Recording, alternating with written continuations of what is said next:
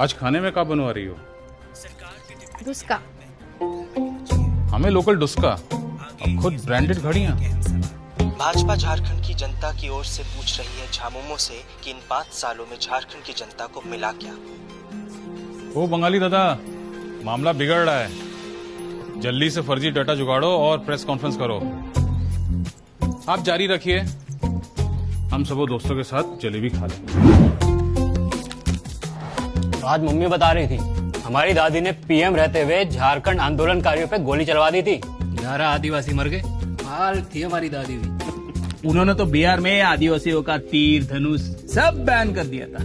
हमारे बाबूजी बोले तो थे झारखंड बनेगा तो इनकी लाश के ऊपर बनेगा। ये है राजनीति। अब हम पाखंडी झारखंडी बन के वोट मांगेंगे और हमारा साथ देंगे ये लोग।